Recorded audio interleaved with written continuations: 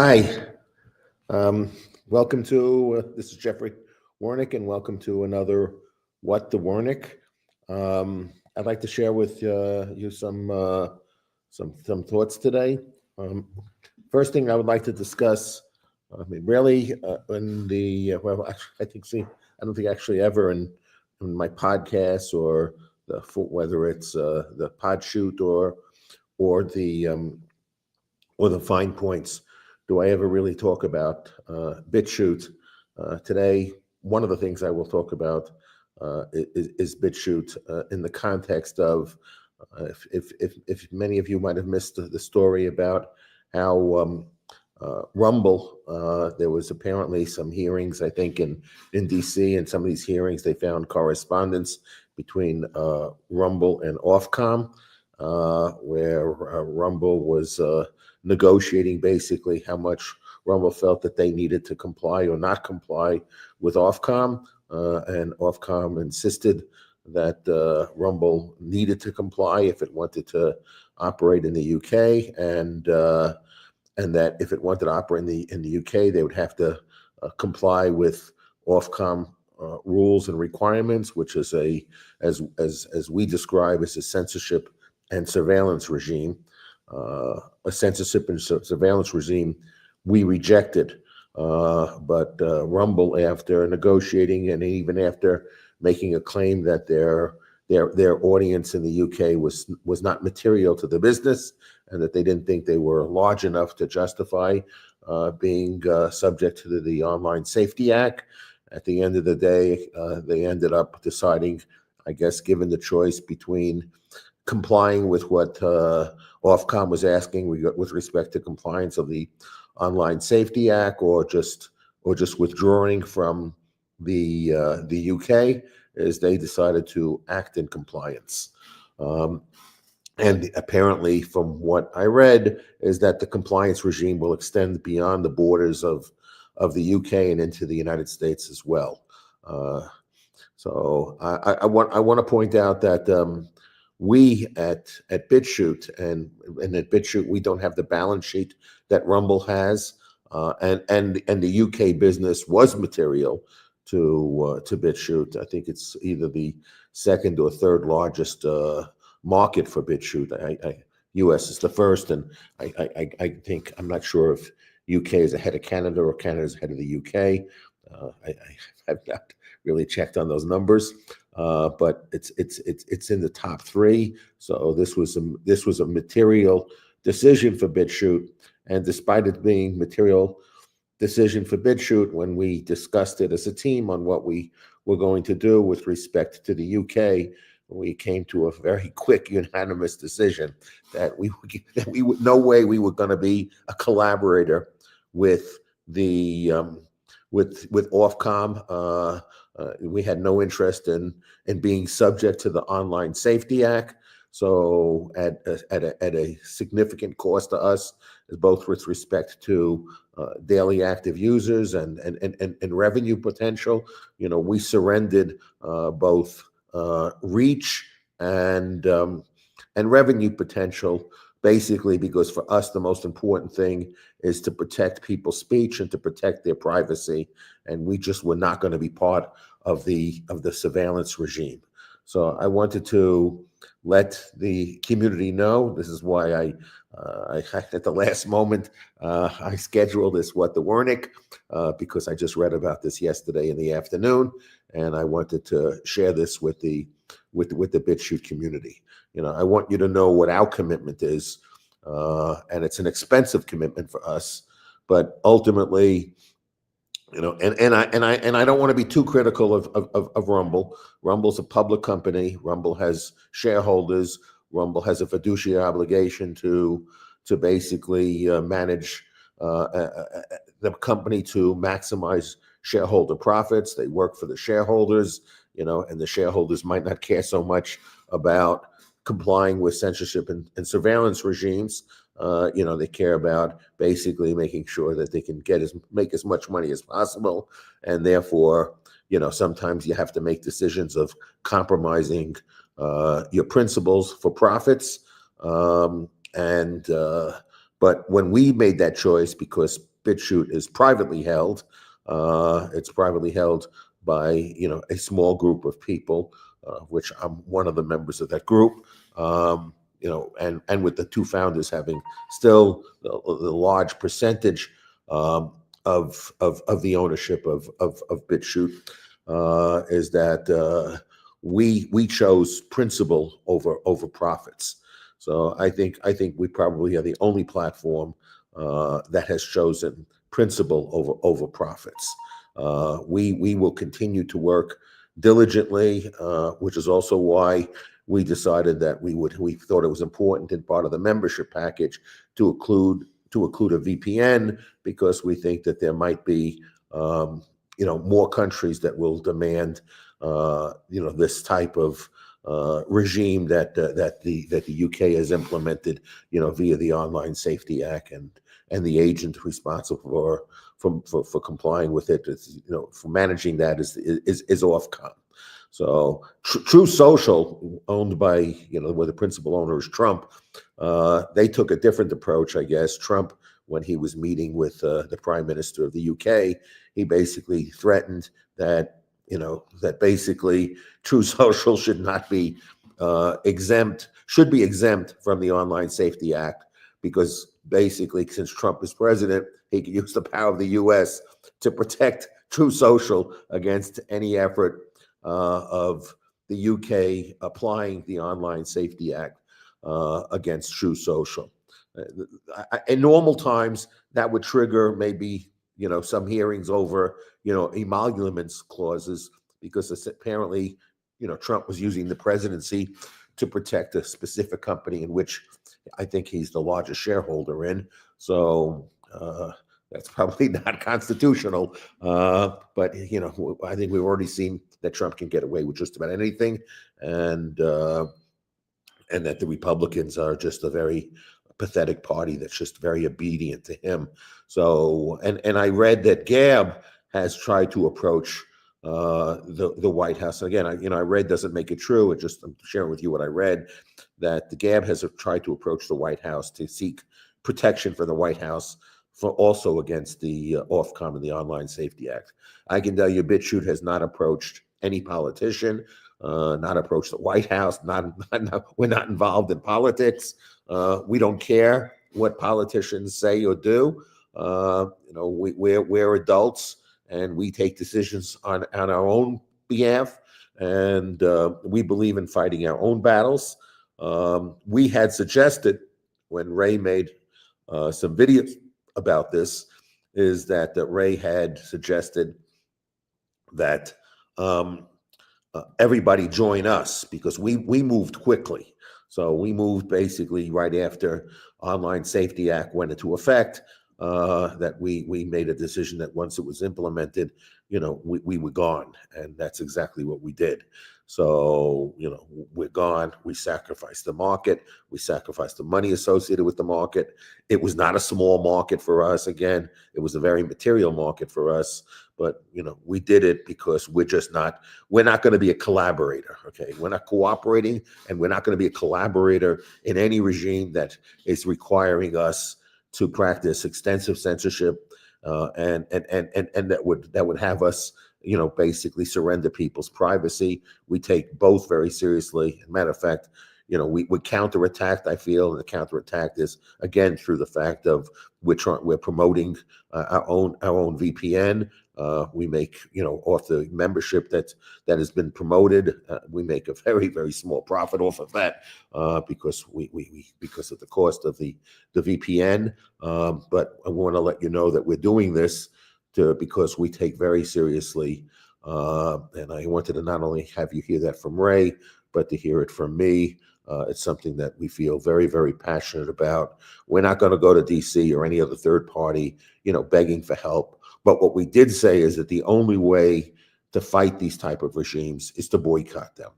I think there would have been, as Ray had already said in his video, I think that there would have been a very different response if everyone would have followed our lead. If everyone would have done what we did, which is basically saying we're shutting off the UK, because none of us are going to cooperate, none of us are going to collaborate with a regime that is basically depriving people of their right to speak and some sense of privacy. That we ask people to collaborate and cooperate with us, not to collaborate and cooperate with the censorship and surveillance regime. But it seems like almost everybody else is determined that even if the market's not really relevant to them, they decided that they're willing to comply. And we are not, and we have not, we did not, we will not.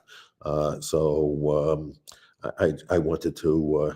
That was the main point of why I wanted to do, or what the Wernick today was, communicate that. And again, I really don't want to use the time, and I don't want to abuse those of you that invite me and listen to me, what I have to say, to use it to plug BitChute. But I think this is a current event, and it's something I feel passionate and strongly about. And I still hope that all the other platforms, or several of the other platforms, will realize that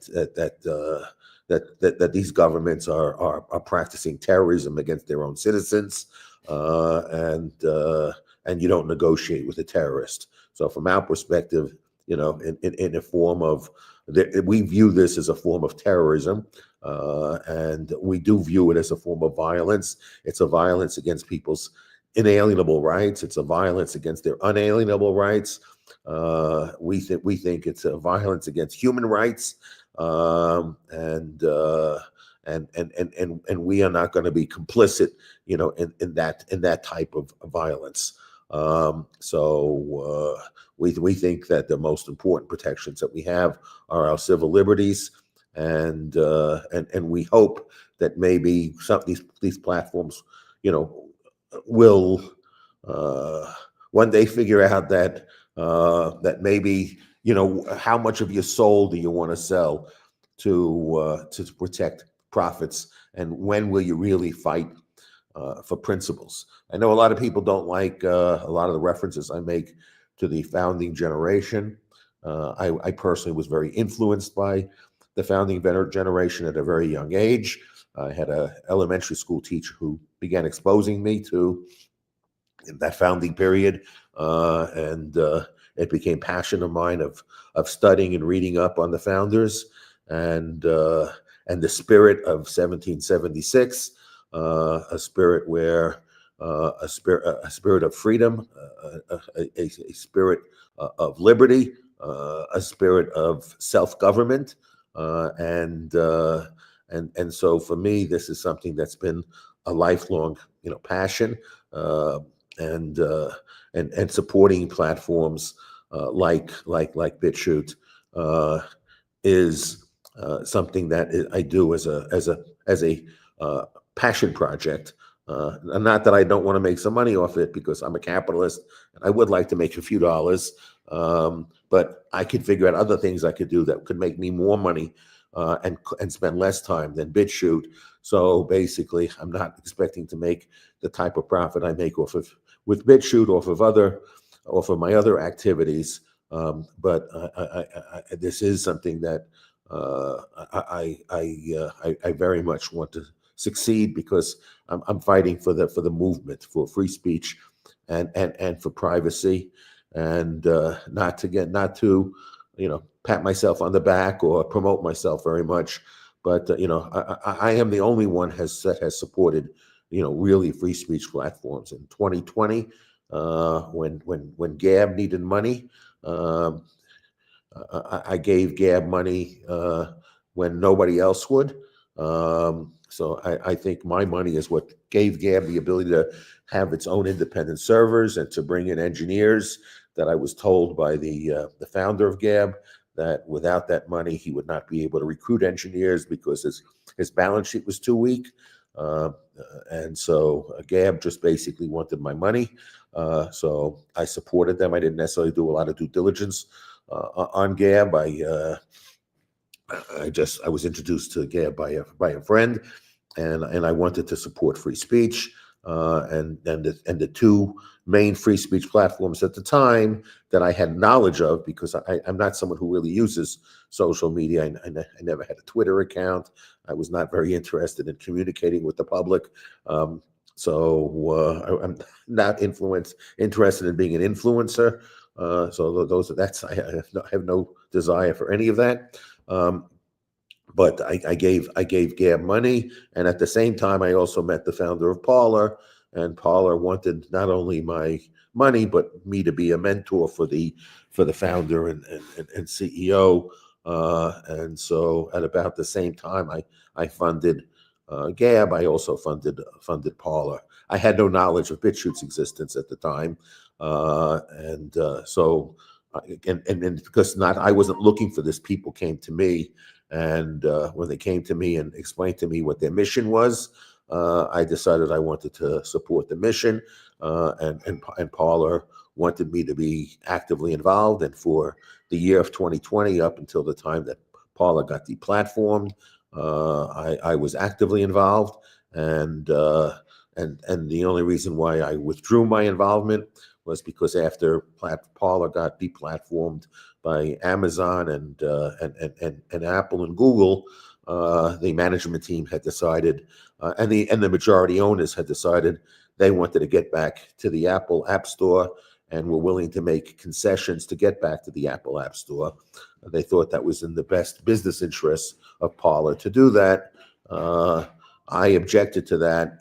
When I invested my money, I invested my money with the understanding that this was a free speech platform, that it would defend free speech, and that it would not back down.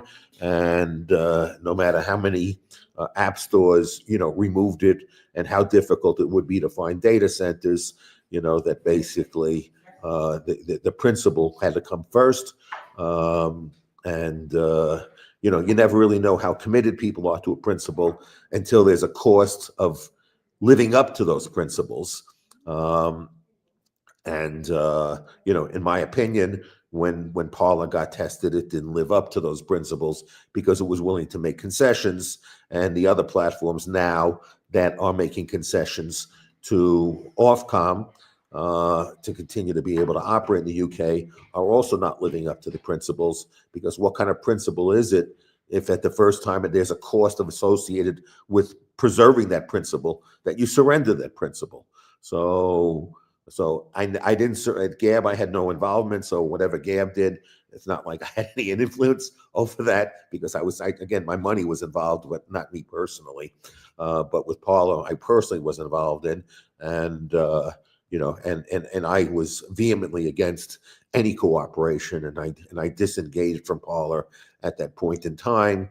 And when as soon as I had knowledge of BitChute, when I was introduced to Ray, and had several conversations with him, that part of our negotiations were that I didn't want to have another experience again like Parler, that I'm told that that you have a commitment to free speech, and the first time it's inconvenient to protect free speech, and the first time it's inconvenient to protect privacy, that you fold and you cave and you give in.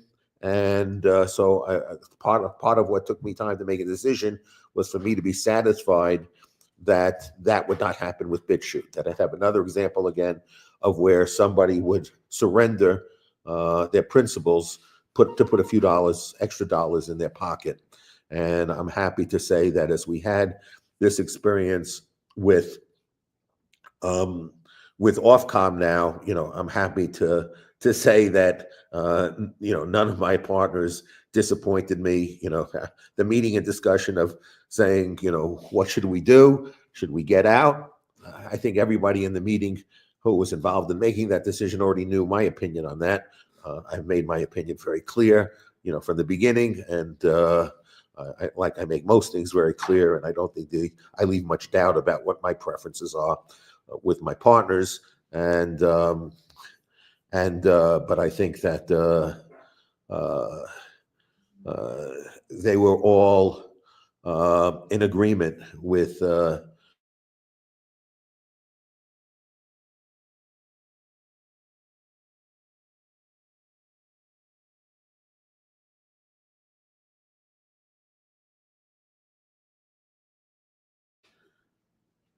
I think I'm having a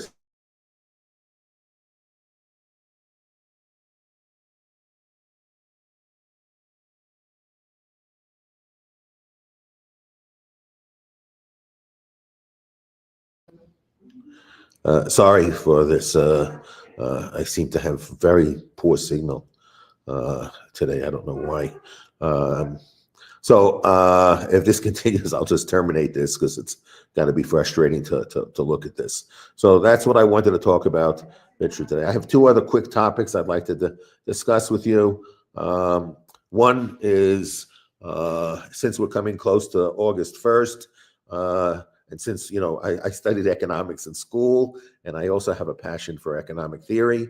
If any of you are interested, I'd like to discuss briefly the conversation that people have over tariffs, and is it inflationary or not inflationary, and we haven't seen the inflation yet, and there's really no cost to the tariff.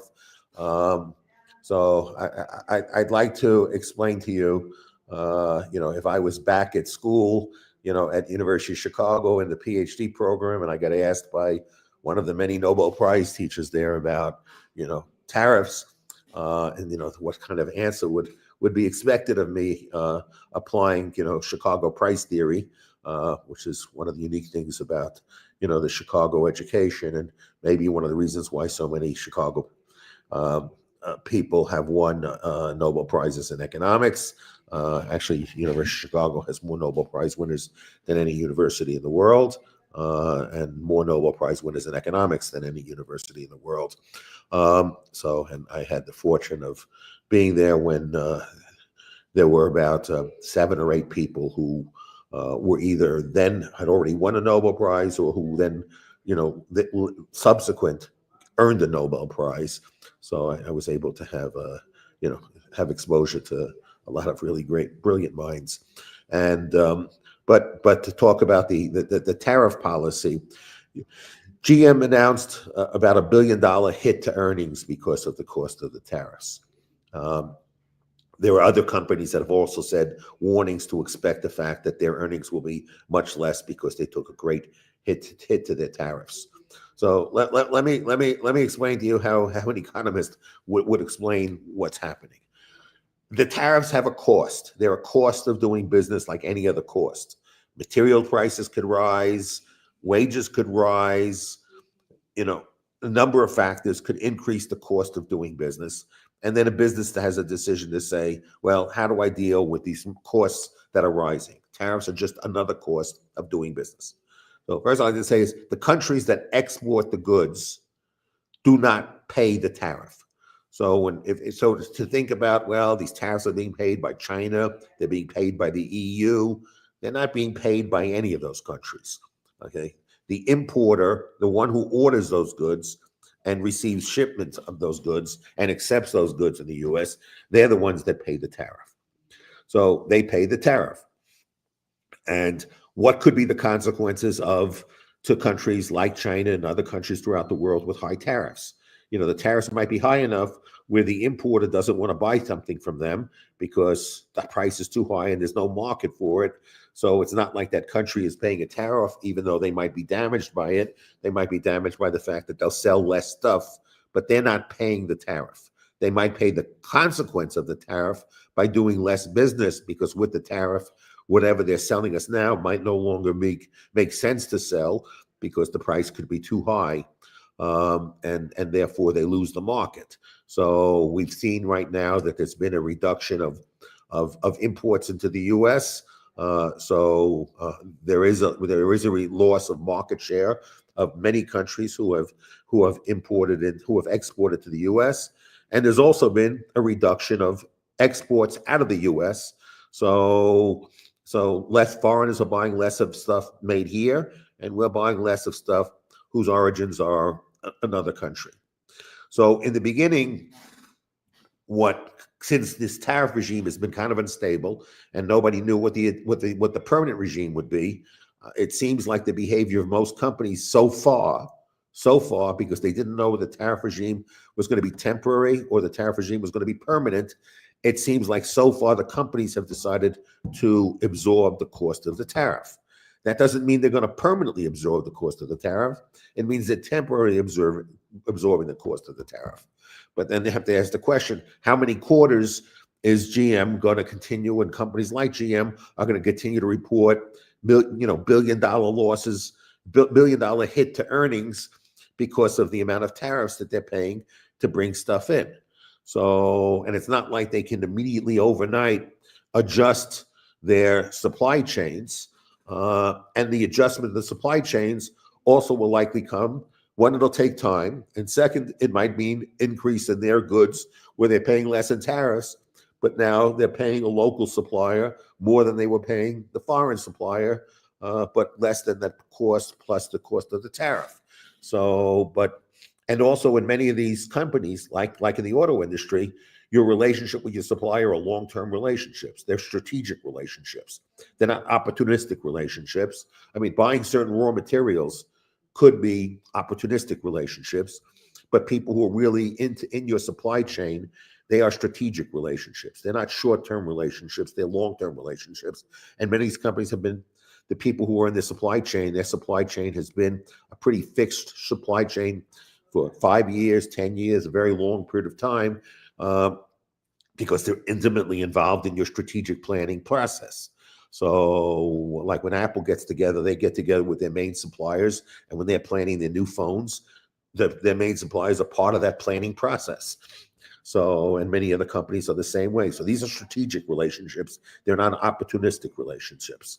So to build another strategic relationship, that you don't replace that knowledge overnight. You know, the knowledge that has become of two companies that have worked together kind of seamlessly for a long period of time, that's not something you replace overnight.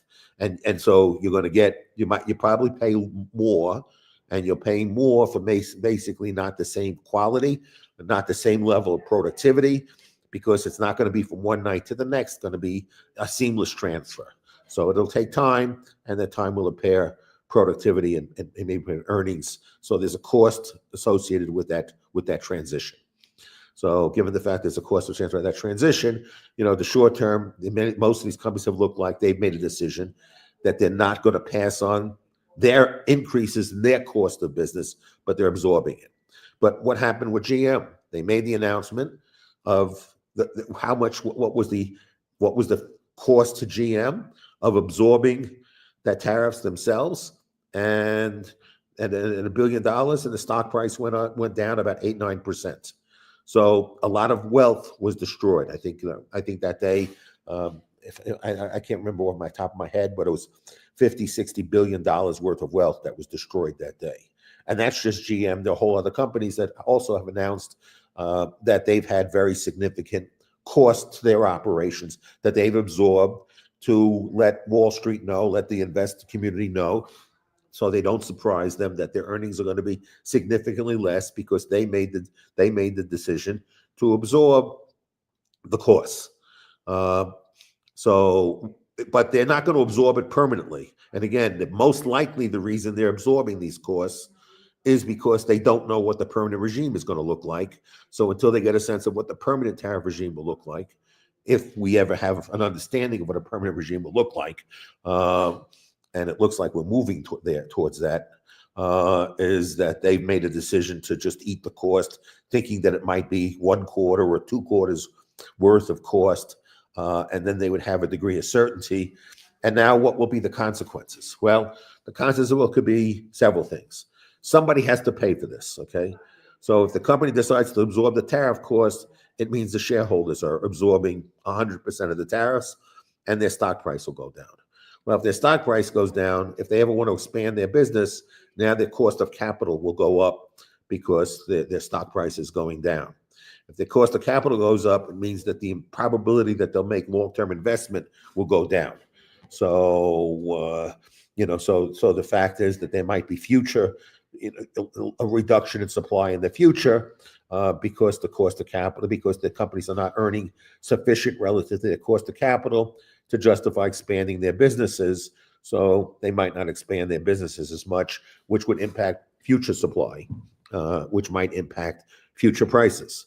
The second thing is if the companies are not doing well financially, they're obviously going to pay their employees less than they would have if the company was doing well.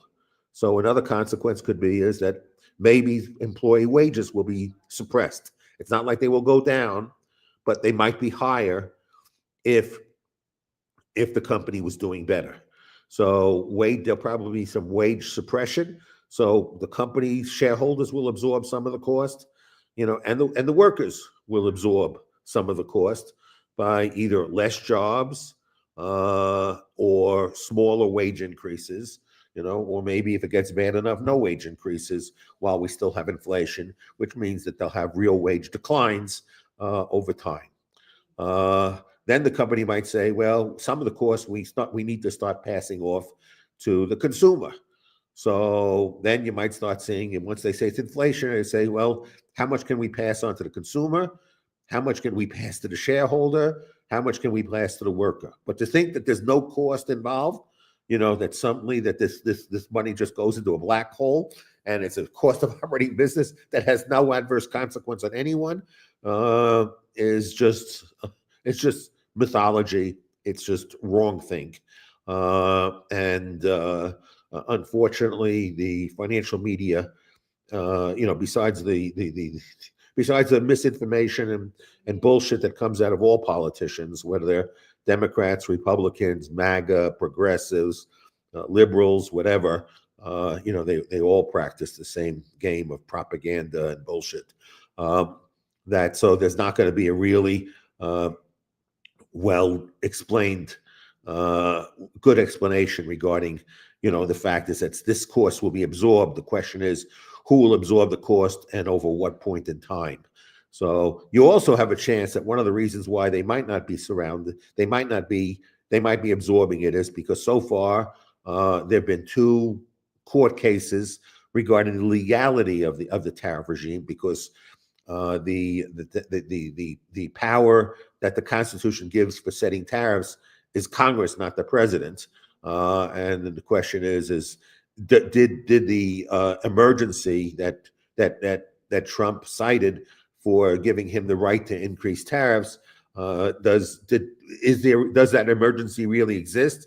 And even if it did exist, is the tariff a remedy that is allowed given the nature of the emergency he called? And so far, in 2 court rulings, they've said that this tariff regime is illegal and unconstitutional. The Supreme Court has not opined on it yet. One of the courts put an injunction on it, and the Supreme Court lifted the injunction on it, so that basically let Trump continue to collect the tariffs up until the point that Supreme Court makes a ruling on it. If it gets to the Supreme Court, I think there's going to be another court that's going to be a hearing, I think early August, and any day now we'll be hearing this case as well. So maybe some companies are making the bet that the tariffs will be again determined to be illegal, unconstitutional, and therefore whatever tariffs that had been collected would have to be returned to the people who paid the tariffs, and they would no longer go into effect. So I don't know what probability people think that that'll be the case. I know a lot of the people in the legal profession and economists who have studied this tend to think that the tariffs are unconstitutional. But with the Supreme Court, you never know. The Supreme Court has been very defensive of and very protective of executive power beyond the scope of what executive power was designed by our founding generation. This court has seemed to be going to a great extent to give Trump as much executive power as he wants to grab. So it makes it, I think, a little bit hard to calculate the odds associated with how the outcome of that, if it gets to the Supreme Court, how the Supreme Court will decide. But there is a non-trivial probability that the tariffs will be deemed unconstitutional, and so that whatever companies have had to pay up in tariffs now, they'll get that money back. So between all those factors, that might be the reason why we've seen very little of it pass through the consumer yet. But again, if they lose that case, if the tariffs are permanent, companies are not going to continue to absorb 100% of the cost for themselves and then have the shareholders be the loser. Okay, companies work for the shareholders.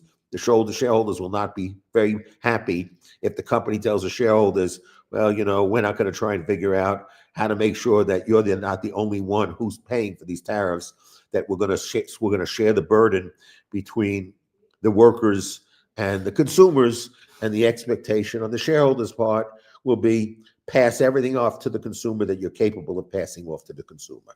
Because that way you can protect the shareholders and you can protect the workers, and who the companies most want to protect. Of course, they don't want to screw their consumers and lose the marketplace, but they also have the reality of they also don't want to lose employees, and they don't want to increase their cost of capital. That could have very adverse consequences to their cost of capital and their future ability to grow their business. So this is not a simple thing. And for anybody who starts arguing, saying, "See, it's not inflationary," or anybody who's making any statement like that, you should just immediately say your immediate response to anyone who says that type of stuff is that they're a bullshitter. Okay, there's not enough information yet to make a judgment on what the impact will be. The tariffs just went into effect, about a quarter ago. There've been some exemptions to the tariffs, and uncertainty about what the final number would be. So this is just temporary. And while it's temporary, and these other things are where they'll be in the next coming couple of months, there'll be much greater clarity. Once there's much greater clarity and we know what the permanent regime will look like, then the behavior will be different. And then we'll beginning to see, how the allocation of the burden of this increased cost of business, and who will bear the cost. Will it be the shareholder? How much will be absorbed by shareholders? How much would be absorbed by workers? How much would be absorbed by consumers? And then we'll get a chance of seeing how inflationary it'll be. But if it's not very inflationary, that's probably because of the fact is that shareholders are taking a bigger hit, which means that the wealth of the company is going down, or not growing as much as it would grow in the absence of the tariff, and also the workers might be taking a hit. So other people will be worse off.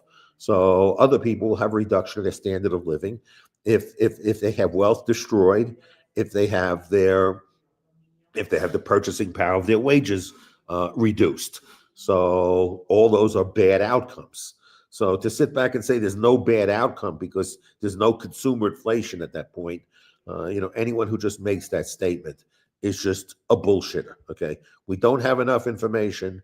We'll begin to have enough information. We'll begin to have enough clarity on this probably by the end of the year, and into the early part of 2026. We'll begin to see if there's actually a permanent regime that's been established.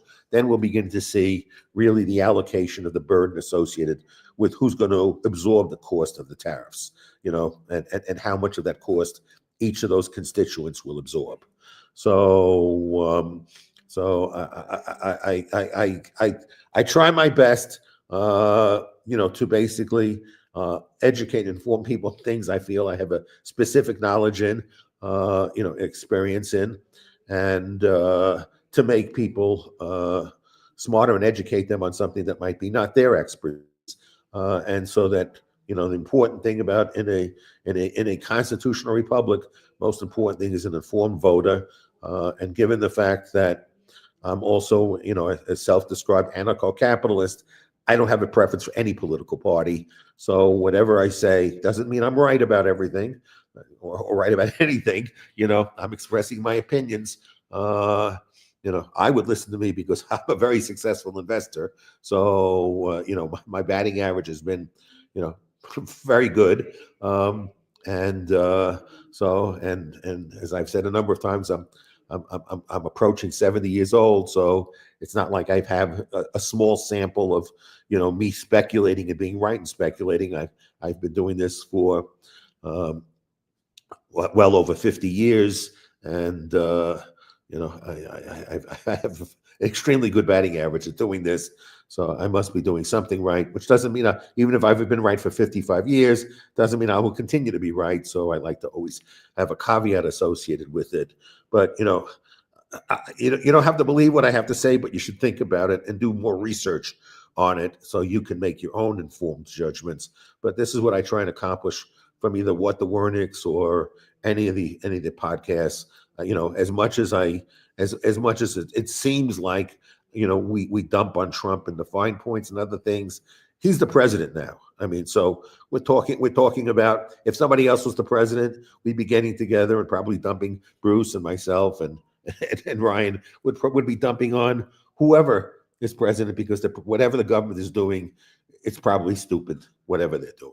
So whatever intervention they make in our lives is probably a destructive intervention, not a constructive intervention.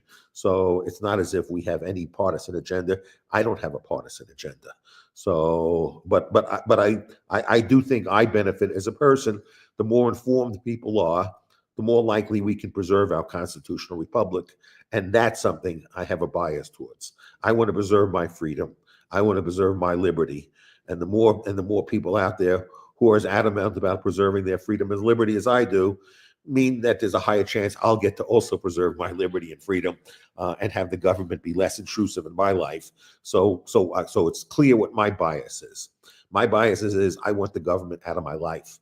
Okay, and I hope everybody else has that bias as well. Is that most of what the government does is destructive, not productive. Okay, but destructive, and not constructive, but destructive. So, I mean, I'm very clear about what my bias is, and I think I have, good evidence to back that up. There's only one other topic I want to discuss today. These what the Wernicks are not meant to be as long as the fine points are. It's easy to be part of a conversation with three people, than just to go on and give a monologue. There's only a limit to how much I want to hear myself speak. And I can imagine I don't even want to hear myself speak that long. You probably don't want to hear me speak either that long.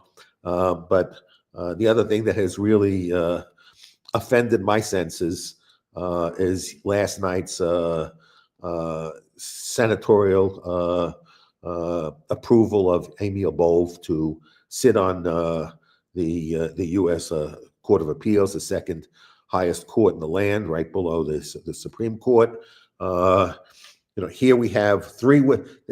How horrible was this process? As we discussed briefly on the fine points, Bruce and Ryan and myself, as the fact is that the Senate's supposed to be a deliberative body. They're not supposed to be a body that rubber stamps. If they're that party that they're supposed to rubber stamp whoever their president puts up, and they're supposed to, if they have a majority, they're supposed to rubber stamp it through. No, they have an obligation to be a deliberative body, to actually do due diligence and vet the people before voting whether to confirm them or not, especially a lifetime appointment to a court. Okay, there's a lifetime appointment. So what the Republicans did is they had three whistleblowers came out, and the accusations seem to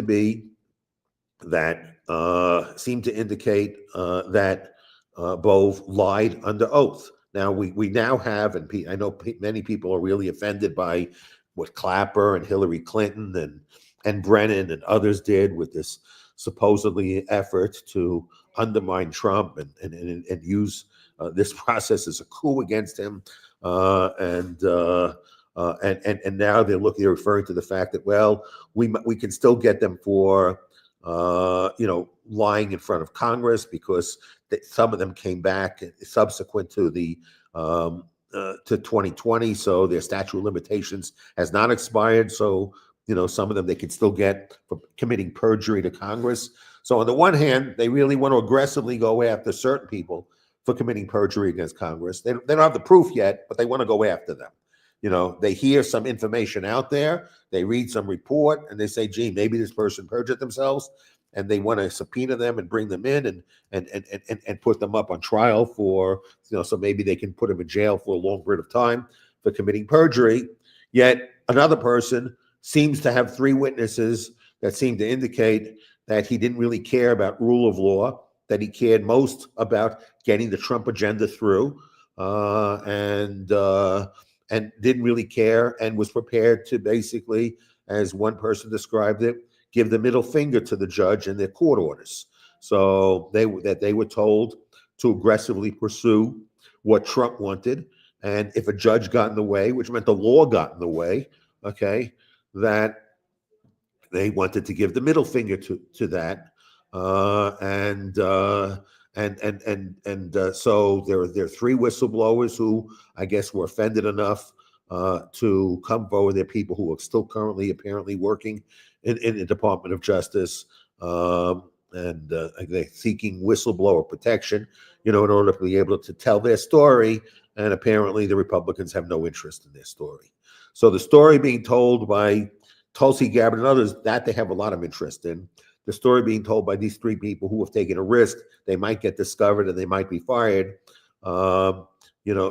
These people have decided that the Republicans have decided they don't want to listen to these people. So there's the pursuit of truth and the pursuit of rule of law is of no interest. And I'm not saying the Democrats would be any different if they were in power. They'd probably be behaving exactly the same way if they were in power. So I don't want to accuse this as being unique to Republicans, unique to MAGA. I don't think Trump is the first president who has tried to say, how can we figure out to get around the law? But I don't know how many people who have been in the Justice Department who have then gone on to get a nomination to be a permanent member of the second highest court in the land, to be somebody who really doesn't care about the opinion of judges. I'm sure if he'll have a different opinion about his opinions, that if he makes a ruling, I don't think he'll be generous to anyone who says, I want to give the middle finger to his ruling.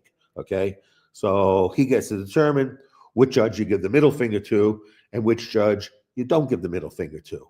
So we're completely, and it's understandable why everyone who occupies the White House wants to eliminate checks and balances.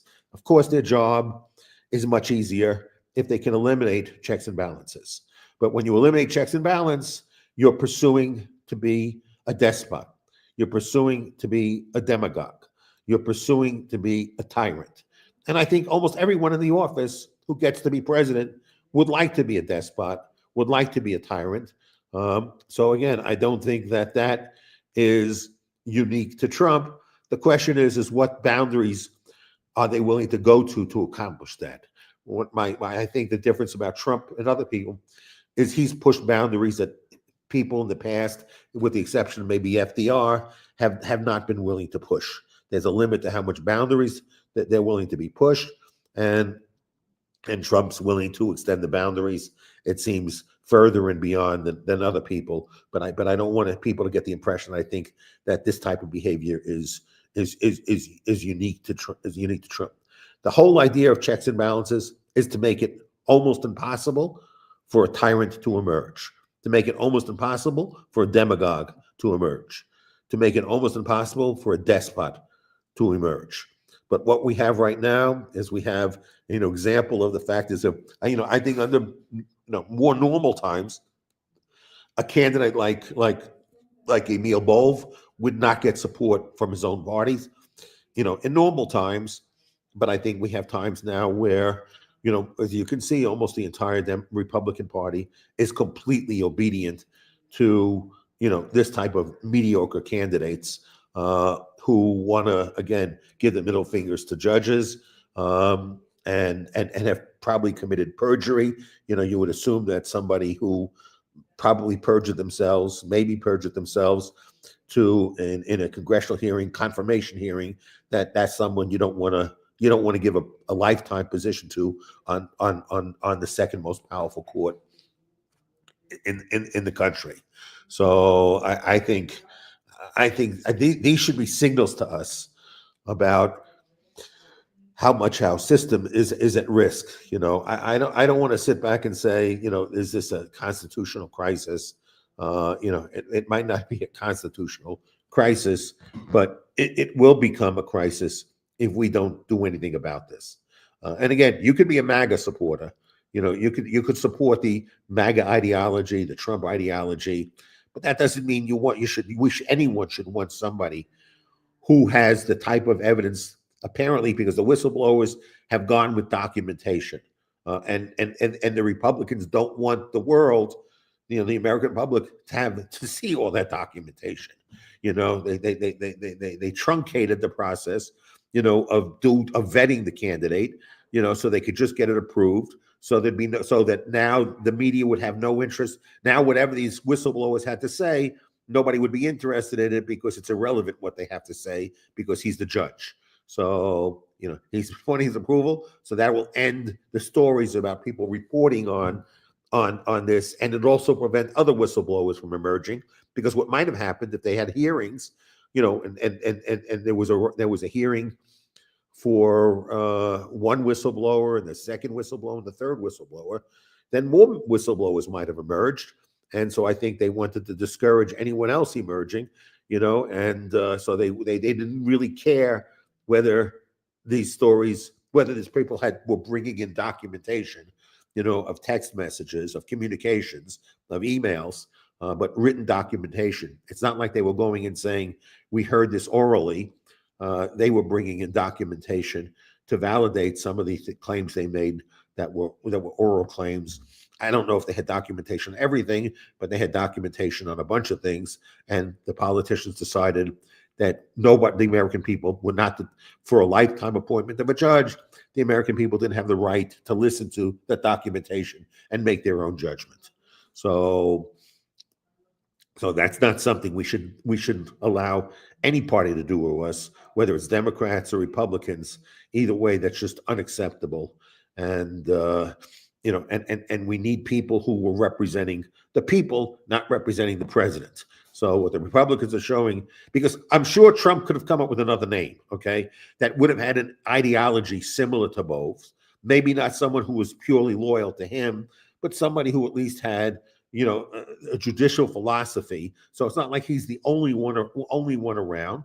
They could have found another candidate with similar judicial philosophy, who wasn't as burdened by having something where a number of members of his department resigned. 3 whistleblowers came out saying he's a bullshitter, that it seems like he committed perjury in his confirmation hearings. So, it's not many candidates that we have for judgeship, that have this type of reaction to it. And Trump could have come up with another name, but they decided they had to deliver for Trump, not to deliver for the American people, but to deliver for Trump. So that's not they're elected, and the American people should want people of character, virtue. And again, for a lifetime appointment, you want to have somebody who cares about the law. Okay, even if there's difference of opinion on how you construct the Constitution, you want somebody who really care about the law, as opposed to somebody who's very partisan, who shows no interest in the law, but representing, a certain political ideology and pursuing that, with indifference to the law. So the law is the infrastructure that we all rely upon, because it's the place we go to, to have conflict resolved. And if it's a very corrupt process, that would be a horrible outcome for America and Americans, because there's a lot of indication that the long-term wealth of a country is tied to how well the rule of law system operates. So there's nothing that can be done about Emil Bove. He's confirmed. I don't think he's going to get impeached. There's no point in even pursuing impeachment, because never going to be impeached. But I hope people will wake up and say, I like your ideology, but really, can you find a decent? There are enough people out there that are decent. We don't want the only criteria for everyone in government to be that they choose a loyalty to an individual above their professional obligations and responsibilities. Everyone who works in the government, their loyalty should be to the American people. They can have ideological differences with people, but ultimately they should never be loyal to an individual. They should be loyal to the Constitution. That's the only place where their loyalty should resolve, no individual loyalty. And I have to tell you, in all the businesses that I've run, when I hire people, I don't expect people to be loyal to me. I hopefully try and set a standard for principles, and a decency of behavior. and I don't expect that, and I try and live up to the principles I espouse, and try and be as role model as effective as I can. I'm a human being, so I'm imperfect, but I don't expect anyone to be loyal to me. I expect people to be loyal to their principles, and I expect that I have to be good at helping select people who, when I vet them, as along with the other members of the team that vet them, that we vet people who we hire people of good character, people with integrity, people with values and principles that they share with everyone else they come to work with, and if I or any of people's colleagues ever did something that were against their values and principles, that they'd either come and speak to me directly, or they quit. But they should not be loyal to me, and I would never ask somebody to do something out of loyalty to me. I'll tell you something. When I started my first business, and mostly because I'm also pretty antisocial, so I don't really like talking to people very much, and I like to keep it to the point. In my office, I never had a desk for other people a chair, for other people to sit at, because nobody ever was in my office long enough to need to sit down and spend a lot of time talking to me. But I basically only let my employees speak to me under two conditions. One is if they needed help with something. So if they had a doubt, a question, needed my counsel, my advice, of course, my door was always open. Okay, always open. Okay, so anyone who wanted to. Second is if they wanted to tell me I was being an asshole and wanted to explain why I was being an asshole. So I wanted people to have the courage to tell me when they thought my behavior was inappropriate, when they were pissed off at me. And I wanted them to not be fearful of telling that to me. So those are the only things. I never let anyone come in to chit chat with me. I never let anyone come to the office to tell me anything nice about me. I never wanted my ass kissed because I was the boss. And because I was the boss, I wanted people to say, "Oh, Jeff, that's a nice suit you have on today," or whatever, or anything like that. I didn't want any compliment. I always assumed anybody who complimented me had an agenda, that they wanted something from me.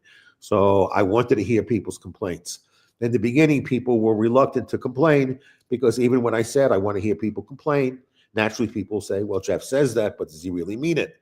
And so one day I had to tell my assistant, I said, people don't believe nothing will happen to them. So one day, out in the open, when I pass by your desk, start yelling at me, calling me an asshole, calling me names, and have people see. That nothing bad happens to you for doing that. So she did that, and then then other people started coming in and telling me all the reasons why they thought I was an asshole. So and I always listened, and usually they were right. That if they called me an asshole, they had a good reason for calling me an asshole. So I was happy. I wanted to be surrounded by people who had the courage to tell me what they really thought. And I think one of the reasons why my businesses have been successful is that my organizations, everybody feels comfortable in communicating what they really think, and nobody's trying to figure out telling you what you want to hear, because that's the way they keep you happy, by telling you what you want to hear. For me, I'm unhappy people telling me what I want to hear. I want people to tell me what they really think and what they really believe. And I think that that's what we should want from our government and everybody who represents us. I think if we're dealing with anyone who represents us and our interests, we don't want any of them to engage in preference falsification. We don't want anyone telling us who's in public office what they think we want to hear. We don't want anyone in public office who determines that they're going to basically violate their oath of office by being loyal to any individual, as opposed to being loyal to the only thing they're supposed to be loyal to, which is to the Constitution. So, and if everybody upholds that oath, then we'll never have anybody who places themselves above the Constitution, because as long as everybody else upholds that oath, they won't find anybody who will work for them. They'll only find the worst elements in society working for them. I think to a great extent that represents the Trump administration, but I think that's also pretty true of every other administration, that you basically get a lot of the worst elements of society, who want to have positions like that, because I don't know what kind of human being enjoys, can live with themselves by bullshitting as much as they bullshit. So I don't know what kind of lack of conscience people can have. I mean, I think it's natural for most people to have some level of bullshit. But the question is do you have a small amount of bullshit in your life, or is it mostly bullshit? And Washington and the political process, Democrats, Republicans, MAGA, liberals, progressive, and all, they're all bullshitters, and most of their communication is bullshit. And for people who can bullshit so much, so frequently, to so many people, consistently and constantly, they got to have an absence of a conscience, because I think most people, normal people, just do not have that capacity to bullshit to so many people so frequently, and so much, and every day. So so I think we can find that we have politicians out there that we feel ideologically aligned to, but that still doesn't mean we should accept anybody's bullshit. I don't take bullshit from anyone, and I don't expect anybody else to take bullshit from me, and nobody should expect bullshit from anyone else, even if they like what they're hearing, because ultimately we degrade and debase all of us by helping to proliferate, the circulation, of bullshit, and we become less capable as a society of resolving conflicts together, and then ultimately government will be about not how we can reach consensus, but how one party can accumulate enough power so that for a certain period of time they can exercise tyranny, until an election changes that, and the other party then will exercise its own form of tyranny. So we go from one tyrannical regime to another tyrannical regime, and where it's always, about 50% of the people are happy, and about 50% of the people are very unhappy. At just who's unhappy and who's happy keeps changing as what party enters and exits politics. So we got to make ourselves above politics. We got to make ourselves about what we have consented to, which is the Constitution, and it's our ability to consent to change the Constitution whenever we want to change the Constitution. So it just should be unacceptable to have people who like Bove, and the process is what should be even less acceptable. That we should not want the 3 whistleblowers come home. I want to say one other comment about this. Think about if somebody else now is considering being a whistleblower, that will they even take the risk of being a whistleblower under circumstances where they know that they won't be listened to?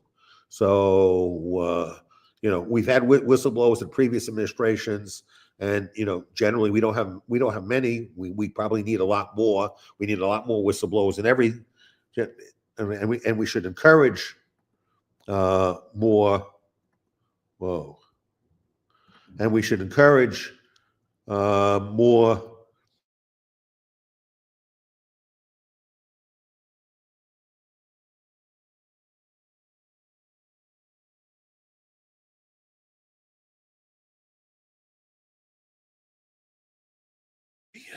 And the only way to encourage people to be whistleblowers, I'm sorry, I have to cut this is again, is if we pay attention to them. So what the worst thing about Republicans did now was not only not to listen to these whistleblowers, but was basically to discourage anybody else to be a whistleblower during this administration. They basically said, whatever you have about somebody inappropriately, whatever criminal activity, whatever illegal activity, whatever unconstitutional activity that you see, just keep your mouth shut. That's just what the Republicans told everyone who works in the executive branch. Whatever criminality you see, we're not interested. Okay. That's a horrible, horrible, horrible message to send. Horrible. And none of us should accept that we having a party in power that is basically wants to shut down whistleblowers, because there's no upside, and the upside means getting the truth out, or getting their version of the truth out, and then the public determining for itself, does it seem to be truthful or not being truthful, and then we get to judge. Well, now we've lost the opportunity. We were stolen the opportunity of judging for ourselves. So not only were future whistleblowers discouraged, we were stolen from us our opportunity to see what the evidence was and to make our own judgment. So they're not representing us. That's clear. They don't. So I want to thank you, everyone who's come live to listen to me live. I'd like to encourage, in the future for people, to ask questions. I'm happy to answer all questions in the future that people have. I've also, I think, provided an email address that whenever I give these things, or even during fine points or whatever, if people have questions, I'd like this to be interactive. So I'd like to know your thoughts, your opinions, and whatever questions you ask, I'll do my best to diligently answer them to the extent that I have the capacity to answer them. So thank you all who've come to listen to this. Everybody have a great day. Thank you so much.